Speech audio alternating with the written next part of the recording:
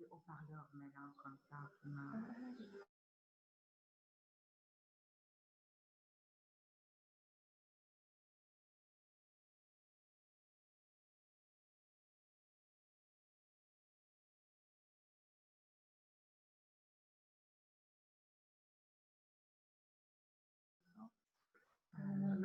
maximum.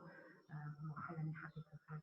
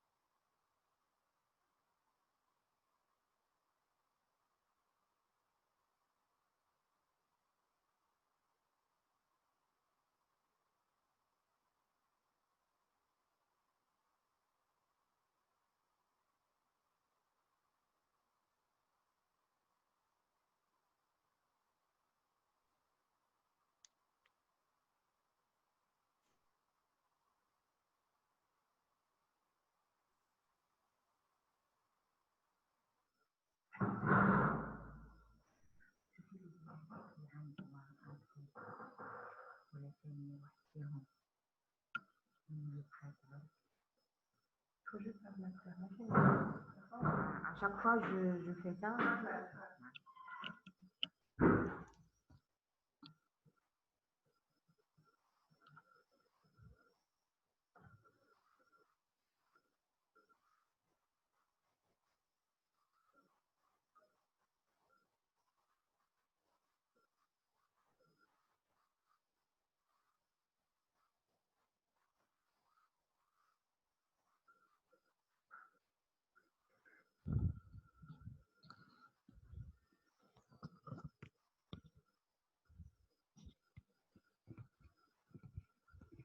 Alors, bonjour. Donc, aujourd'hui, on termine le programme, les cours qui ont été, qui font partie du programme annuel. La dernière fois, il y avait euh, un petit souci.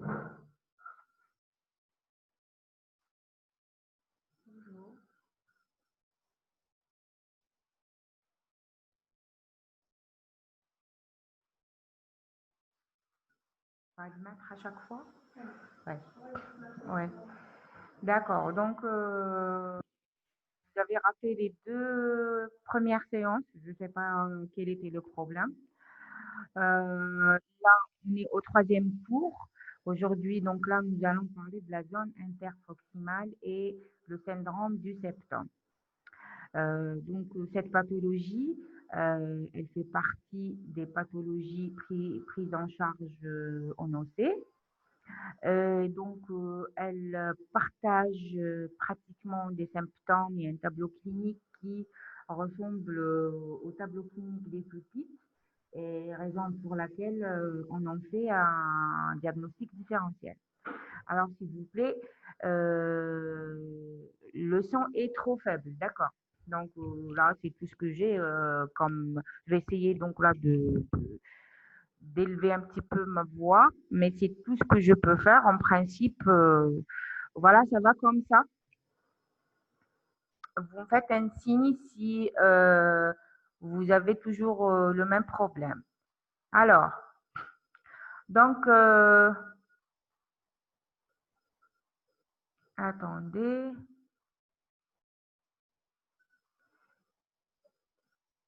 Ok, très bien.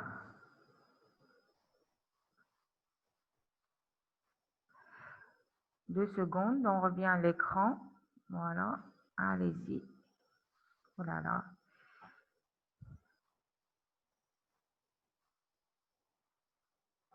C'est quoi ça?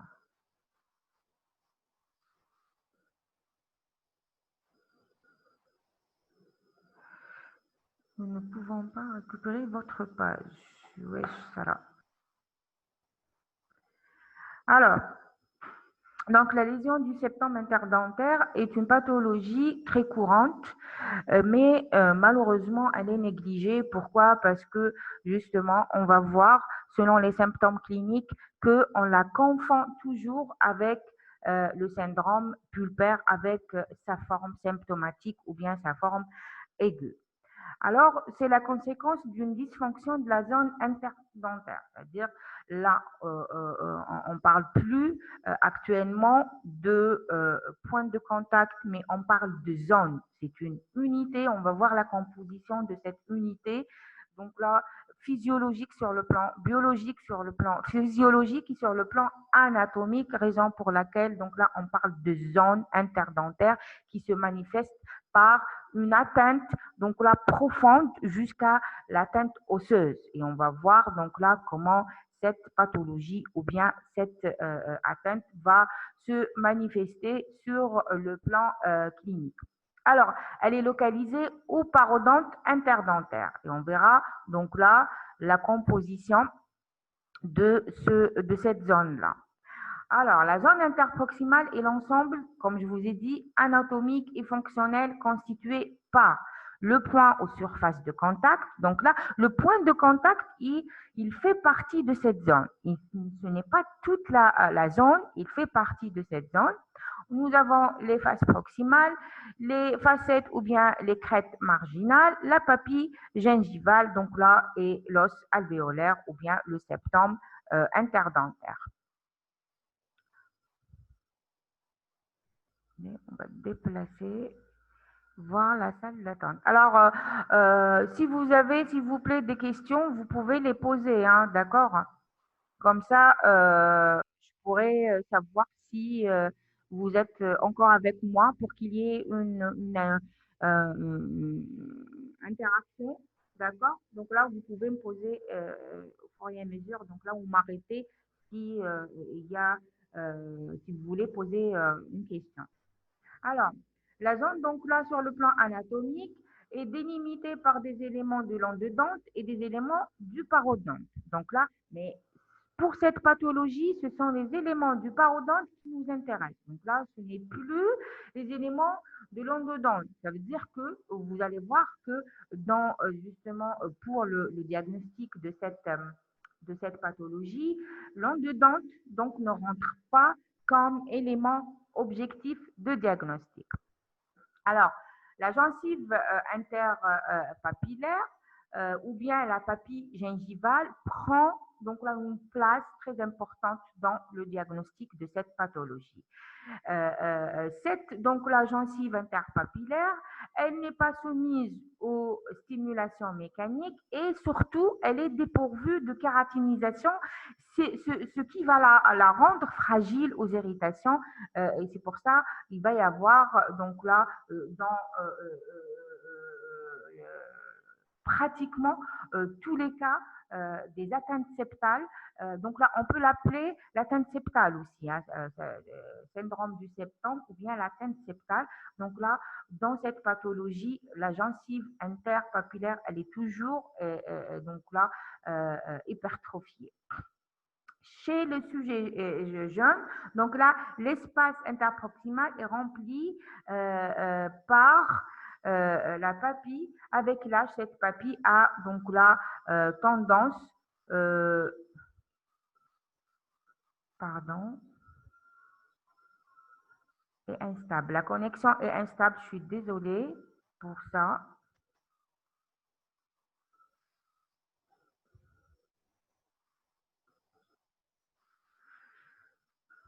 Alors, toujours dans les rappels anatomiques,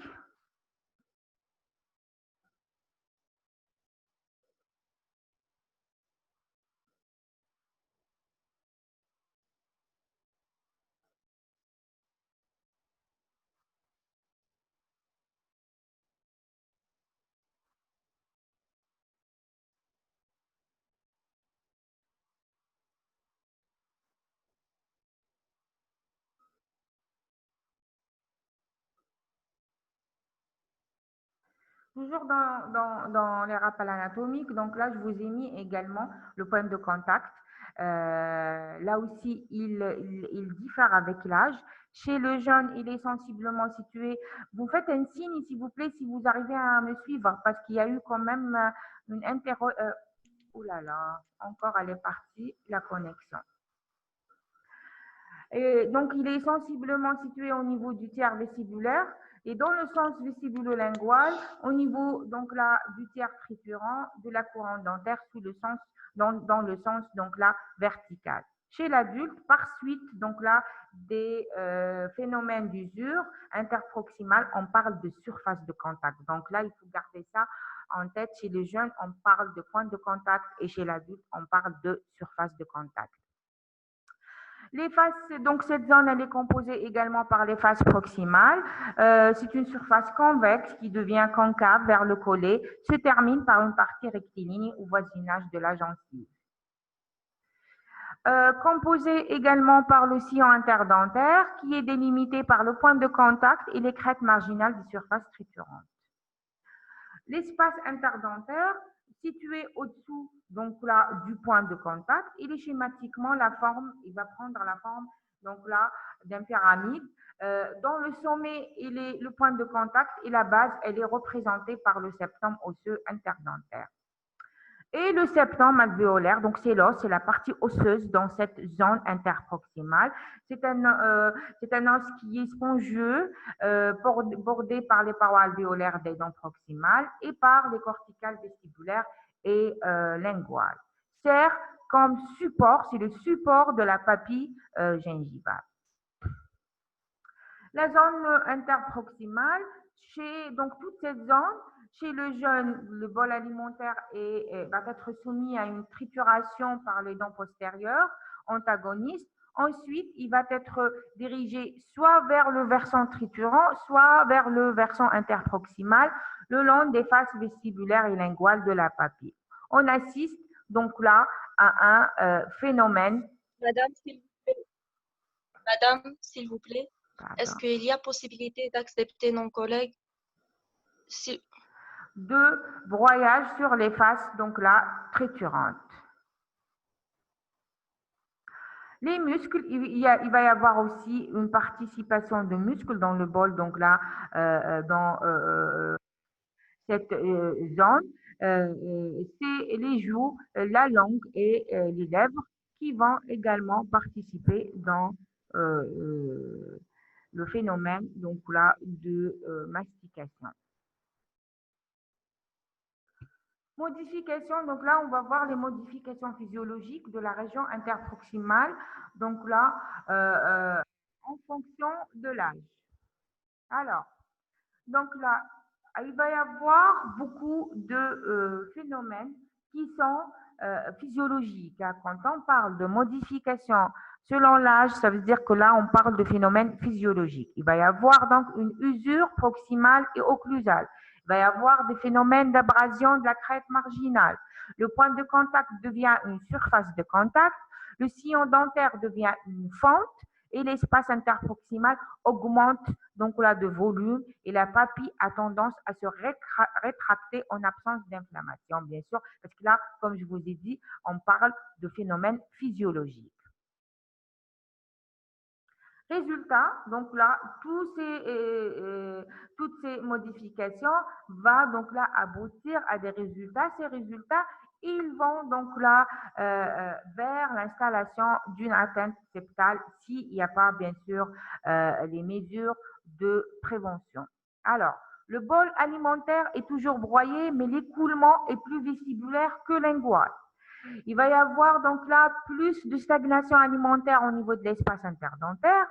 Il va y avoir donc là des récessions gingivales et il y aura un risque d'apparition de caries, surtout si l'hygiène elle n'est pas donc là au point et des pathologies parodontales. Et toutes ces modifications et avec ces conséquences ou bien ces résultats, ils vont donc là vers une installation de ce qu'on appelle d'une pathologie de la zone interproximale ou bien le syndrome du septum ou bien l'atteinte septale qui est définie comme une atteinte de l'intégrité anatomo-pathologique de la zone interproximale et non pas du point de contact. Rétention alimentaire, plaques bactériennes, donc là, carie proximale, approfondissement du sillon gingival, migration de la tache épithéliale, destruction des fibres superficielles du dysmodonte et bien sûr résorption osseuse ou bien l'installation d'une poche parodontale. Donc là, ce sont toutes ces pathologies qui peuvent altérer la zone interproximale et qui font qu'on va l'appeler donc la pathologie de la zone interproximale. Maintenant, quelles sont les étiologies? À peu près, vous avez compris les étiologies. Donc là, d'abord, donc là, il y a des causes anatomiques. Donc, dans les causes anatomiques, nous avons les causes occlusales. Il y a certains patients qui ont des dents dont les cuspides sont plongeantes. Donc là, ça va favoriser donc là l'installation de pathologies au niveau de cette zone. Perte donc là de calage postérieur, là quand on fait des extractions précoces pour des personnes qui ne sont pas motivées, et donc là il va y avoir une perte du calage ou bien de calage postérieur, les dents, les molaires surtout postérieures. Il y a des causes fonctionnelles, donc là, les patients qui présentent une déglutition atypique ou interposition linguale, là aussi, donc là, ces patients-là vont avoir ou bien vont être plus prédisposés à avoir des pathologies au niveau de la zone interproximale. Il y a des causes morphologiques, donc là, ce sont en rapport avec la morphologie des dents. Les patients qui présentent des dents en anomalie de forme,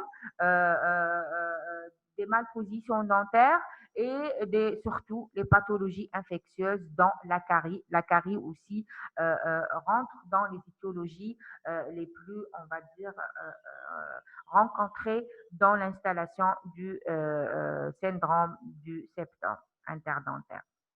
Cause iatrogénique ou thérapeutique, c'est surtout ça c'est notre intervention à vrai dire, c'est les restaurations défectueuses, c'est pour ça qu'on insiste, là il y a une étape très importante dans chaque protocole opératoire de la mise en place donc là des biomatériaux dentaires, une étape très importante qui est donc là la restauration du point de contact ou bien de la zone interdentaire en fonction de l'âge des patients, parce que là on voit couramment les médecins dentistes qui font des restaurations, malheureusement, qui va favoriser l'installation d'une atteinte septale s'ils ne respectent pas donc là la restauration donc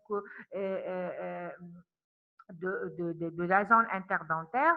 Qu'est-ce qu'ils font? Ils vont remplir même l'espace interdentaire. C'est pour ça dans les classes 2 de Black, par exemple, on insiste sur la mise en place de la matrice porte-matrice, et dans le protocole de la mise en place des composites, on insiste aussi sur la mise en place du strip-list, là, pour éviter qu'il y ait un débordement, qu'il y ait une obturation de l'espace interdentaire qui va par la suite favoriser donc là l'installation de l'atteinte septale. Omission ou position incorrecte du point de contact. Obturation débordante, voilà, comme je vous ai dit, ça va déborder carrément. Il y en a des médecins, donc là, dentistes, qui carrément obturent le point de contact, ce qui est encore plus grave. Là aussi, sur le plan prothétique, une couronne qui est mal ajustée, qui est plus grande que l'espace approprié à la dent, ce qui va faire, donc là, le prothésiste, il va donc là préparer une couronne qui est carrément qui prend et l'espace de la dent et l'espace interdentaire, et mauvaise sculpture des faces proximales, parce que là aussi, il faut sculpter la face occlusale, ok, mais il faut aussi essayer de sculpter aussi la face proximale, la reproduction du bombé, donc là, au niveau de la face proximale, ce qui va donc là faciliter les mesures d'hygiène et le brossage et éviter la stagnation alimentaire à ce niveau-là, qui est généralement la première source de l'atteinte septale. Symptomatologie, donc nous allons voir sur le plan clinique comment cette atteinte va se manifester. Alors, on commence toujours par les signes subjectifs. Donc là, les signes subjectifs, ce sont ces signes, comme vous savez tous, relatés par les patients. Qu'est-ce qui va vous dire le patient? Le patient va vous dire qu'il y a un tassement alimentaire avec une sensation de compression. Ça veut dire que là, d'ailleurs, pour lui, c'est la dent, à vrai dire. Hein. Les patients ne savent pas qu'il s'agit d'une autre zone anatomique. Comme je vous ai dit, là, ça n'a rien à voir avec l'endodonte. C'est beaucoup plus au niveau du parodonte interdentaire. Donc là, il va vous dire une sensation de tassement alimentaire, une sensation de compression. Ils vont vous parler, les patients, de douleurs provoquées, surtout pendant et après les repas. Donc là, justement, gardez ça parce que par la suite, c'est à partir de ça qu'on va trouver le diagnostic différentiel, comment on va éliminer les autres pathologies dentaires. Douleurs provoquées aux variations thermiques chaud-froid et des douleurs spontanées peut exister, donc là, plus ou moins intenses, diffuses, parfois pulsatiles. Attention, donc là, ça nous rappelle le tableau clinique des pulpopathies ou bien des pulpites, à vrai dire. Donc là, gardez ça, douleurs spontanées, intenses, diffuses, pulsatiles. C'est exactement donc là le tableau clinique des pulpites. Alors, au cours de l'évolution de la lésion, il peut apparaître des douleurs pulsatiles. Pas de questions?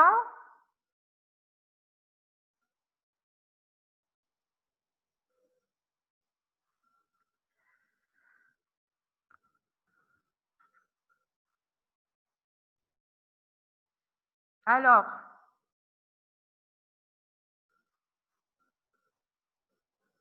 au cours donc là de l'évolution de cette pathologie, il peut apparaître des douleurs pulsatiles, des irradiations. Voilà, vous vous rappelez les irradiations, on avait dit dans les pulpites symptomatiques totales que justement la douleur spontanée, elle est irradiante et elle est pulsatile. Là, regardez, on en trouve la même chose, des douleurs pulsatiles, irradiantes. Et donc là, déjà, quand le patient, on l'installe sur le fauteuil, il commence à nous parler de douleurs spontanées, pulsatives et radiantes. Déjà, nous, on part directement vers les pulpites. Enfin, l'atteinte du ligament alvéolo-dentaire se manifestera par tous les signes d'une monoarthrite. Voilà, quand il va vous rajouter, il va vous dire des douleurs à la pression, sensation de dents longues, là, on part vers les réactions périapicales aiguës. Mais alors que par la suite, le diagnostic positif final, il s'agit d'une autre région, c'est la région donc là interdentaire.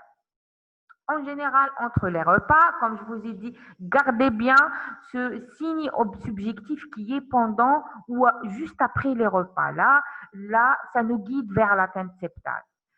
Parce que là, les douleurs pulpaires ou bien les douleurs du syndrome desmodental ne sont pas liées au repas. Donc là, ils peuvent survenir à n'importe quel moment. Alors que là, justement, les douleurs spontanées de l'atteinte septale, donc là, d'après les études, à 90%, elles surviennent pendant ou bien juste après les repas. Les douleurs s'estompent progressivement, mais il demeure un fond continu, lancinant, avec une sensation de gêne ou de compression interdentaire. Cette sensation, donc là, se calme le plus souvent et momentanément par la pression des dents antagonistes. Il va vous parler aussi d'un autre signe, ce qui va vous dire, il a toujours cette envie donc de mordre dessus. Il va essayer donc là de compresser les dents. Donc là, avec les dents antagonistes, ça va le soulager, ça va le calmer un petit peu, mais il reste toujours quand même un petit fond douloureux qui va amener justement le patient à consulter. Si vous voyez ça, si vous voyez il va vous dire plutôt, parce que là, on est toujours dans les signes subjectifs, si le patient il va vous parlez d'un pseudo, on va dire, soulagement quand il presse les dents contre les dents antagonistes. Donc là, on est guidé aussi vers l'atteinte septale que les pulpites, parce que les pulpites, il n'y a pas cette sensation de compression ou de pression. Pourquoi? Parce que la région périapicale, elle est intacte dans les pulpites. En outre, le patient va parfois, donc là, pardon,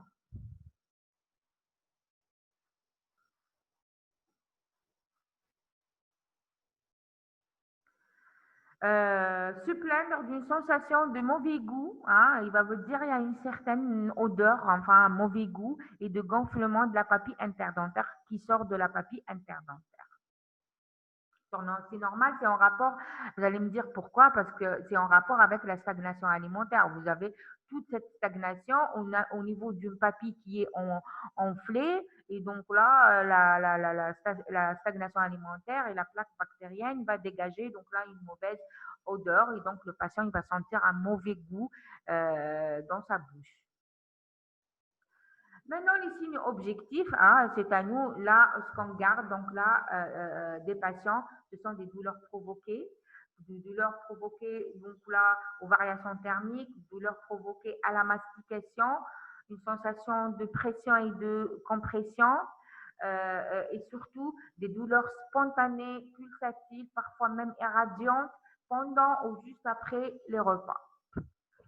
Inspection, maintenant, ça c'est, on passe aux signes objectifs. Dans les signes subjectifs, nous avons de visu et in situ. De visu, c'est inspection, on va voir, là, nous avons écouté le patient, là, nous allons voir par nous-mêmes, donc là, au niveau cliniquement, c'est-à-dire cliniquement. Alors, qu'est-ce qu'on trouve? On en trouve un bourrage alimentaire, allure d'un véritable garde-manger. Vous voyez la région interproximale plein d'aliments, de déchets alimentaires, donc ce qu'on appelle ça un bourrage alimentaire. On va trouver également une hypertrophie de la papille, hein. C'est aussi, ça fait partie des signes objectifs. Donc là, la papille interdentaire, elle est rouge, elle est œdémaciée, parfois violacée, changement de coloration rouge vif. La hémorragie spontanée est provoquée. Donc là, juste on touche avec la sonde là, pour vérifier cette hypertrophie de la papille interdentaire. Hop, donc là, il y a un saignement important, ce qui va d'ailleurs soulager le patient. L'introduction d'une boulette de coton dans cette zone, on ressort avec une odeur fétide. Voilà, comme je vous ai dit, il y a donc là une odeur parce qu'il y a une stagnation alimentaire. Et sensibilité à la percussion, à la pression des dents antagonistes, sensation de dents allongées. Là, si le patient, donc là, il va mordre dessus, il va vous dire qu'il y a une certaine sensibilité à cette pression contre les dents antagonistes. Radiologiquement, donc là, le diagnostic de l'examen complémentaire, qu'est-ce qu'il va nous montrer? Il va nous montrer donc là une atteinte du septum interdentaire. D'ailleurs, c'est à partir de là qu'on va confirmer le diagnostic. Parce que là, vous allez au début, nous allons faire le test de vitalité parce que quand on est un petit peu guidé vers les pulpites, on pense que c'est une pulpite. Donc là, nous allons faire le test de vitalité, alors que justement, comme je vous ai dit au début, cette pathologie, elle n'a aucun rapport avec l'endodont. Ça veut dire que la dent, elle peut être mortifiée comme elle peut être vivante. Ça n'a rien à voir avec la pulpe interdentaire, dentaire plutôt, et ça n'a rien à voir avec la vitalité pulpaire. L'atteinte septale, elle peut être diagnostiquée en rapport avec une dent ou deux dents d'ailleurs, hein, parce qu'on parle de région interdentaire.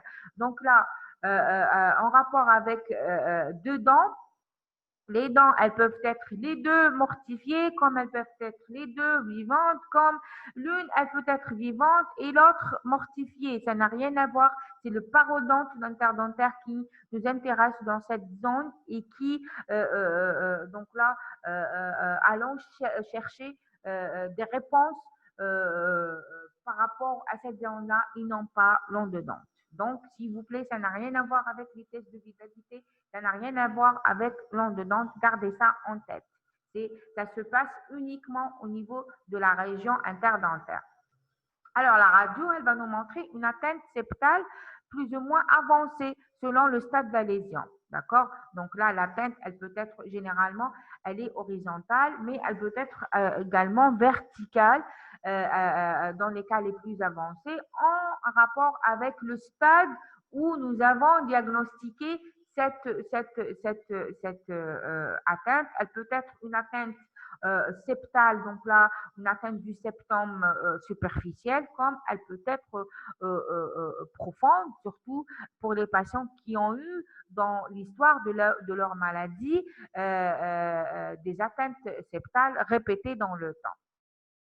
Le bite wing, donc là, il révèle une résorption osseuse. Les signes généraux, généralement, il n'y a pas de signes généraux parce que justement, aucun rapport avec donc la vitalité pulpaire ou autre chose.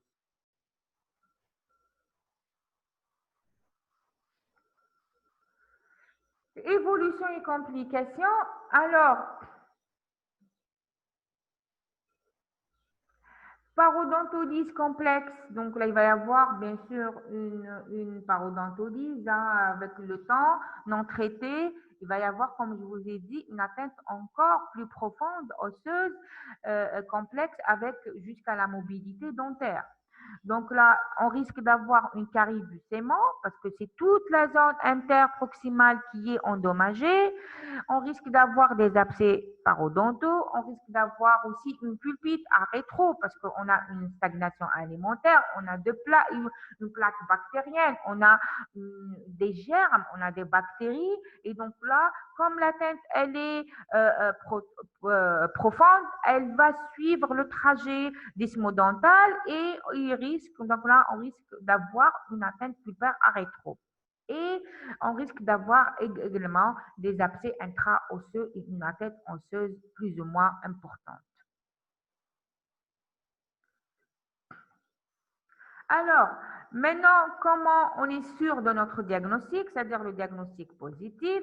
Donc, il faut trouver toujours la notion d'un bourrage alimentaire interdentaire, légère rougeur de la papille interdentaire, confirmation par la radiographie de l'atteinte septale, pardon, oh là là, et présence donc là dans 80% des cas d'une carie proximale. Le traitement, alors, le traitement, donc là, il est d'abord prophylactique et on dit que le traitement des atteintes desmodontales, il est purement étiologique. Ça veut dire que nous allons vers la zone proximale et nous cherchons où est le problème. Si le problème est une restauration défectueuse, on doit la refaire ou bien la réparer. Si le problème est une carie proximale, on doit la traiter. Si le problème, donc là, est une prothèse, donc là, débordante, on doit la refaire. Donc là, on dit que le traitement, il est purement étiologique. Mais là, on doit toujours privilégier le traitement prophylactique ou bien préventif. Donc là, c'est les consultations périodiques chez le médecin dentiste pour dépister les caries proximales, donc là, précocement. Et surtout surveiller régulièrement l'état parodontal. Donc là, radiologiquement, on va surveiller l'intégrité de l'os interseptal. Donc la reconstitution des faces proximales quand on a une carie avant l'installation de l'atteinte septale, traitement des parafonctions si le patient présente donc là un problème occluso-fonctionnel et bien sûr la motivation ou bien l'enseignement aux règles de l'hygiène. Et donc là, c'est le rôle aussi, ça fait partie du rôle du médecin dentiste. Et comme je vous ai dit, le traitement proprement dit, il est purement étiologique, ça veut dire éliminer tous les facteurs étiologiques, éliminer la cause de ce bourrage alimentaire de cette, ou bien la cause qui va permettre un bourrage alimentaire, ou bien une stagnation bactérienne au niveau de cette zone. Et le traitement symptomatique, maintenant, avant d'arriver au traitement étiologique, là, j'ai laissé ça pour que vous puissiez me suivre, c'est que nous avons entre-temps un traitement symptomatologique. Qu'est-ce que ça veut dire? Quand on parle d'un traitement symptomatologique, ça veut dire que c'est un traitement qui se fait dans l'urgence. Là, il faut savoir que l'atteinte septale fait partie des urgences au cabinet dentaire.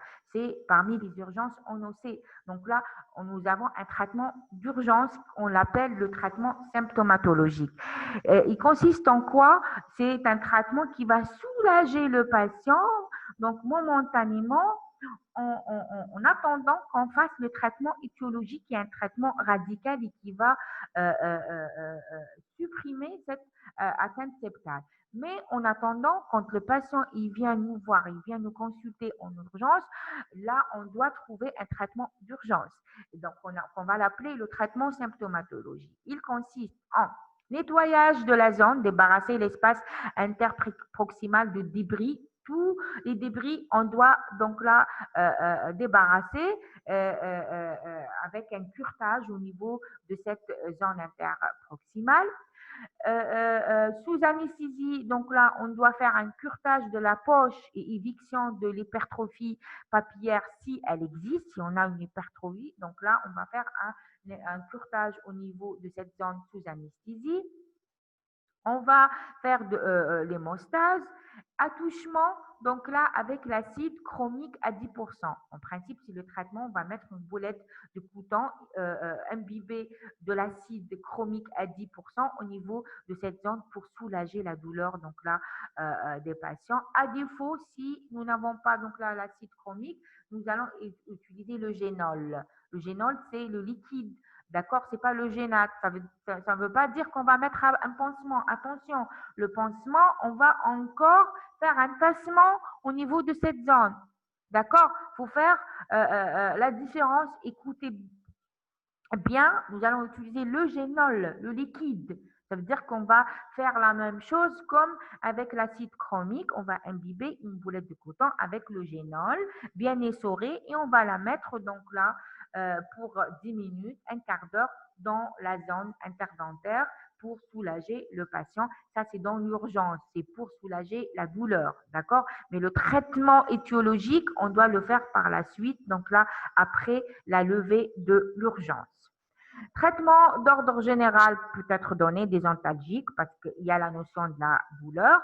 Et par la suite, donc là, on programme une séance pour la restauration de l'espace interdentaire ou bien de la zone interdentaire. Donc là, en conclusion, on va dire que le syndrome du septum est une affection très fréquente. Le point de contact interproximal joue un rôle important pour la protection et l'intégrité donc là, de l'espace et la papille interdentaire. Voilà, donc pour cette pathologie.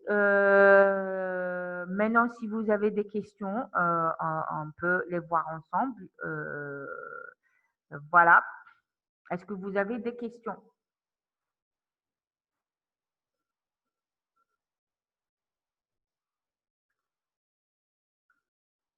Allez-y. Pas de questions?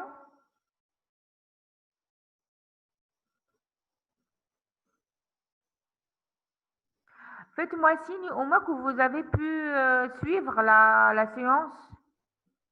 Je sais que ce n'est pas évident avec la connexion qu'on a, mais au moins écrivez-moi quelque chose, s'il vous plaît. Parce qu'il reste pas, il reste 5 minutes. Écrivez-moi quelque chose, s'il vous plaît, au moins que vous avez pu suivre.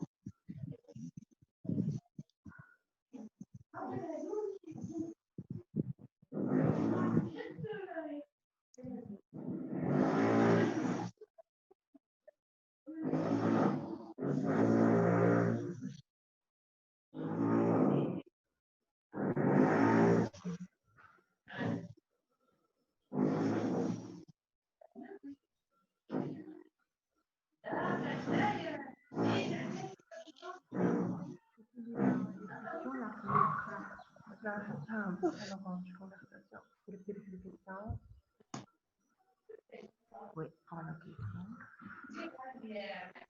La lésion n'a aucun rapport avec les tests de vitalité. Alors, oui, il y a une question. Donc, je n'ai pas compris comment la lésion n'a aucun rapport avec les tests de vitalité. Oui, comme je vous ai dit, parce que tout simplement, ça se passe au niveau de la région proximale, au niveau de la zone interdentaire. Ça n'a rien à voir donc là avec la vitalité. Ça n'a aucun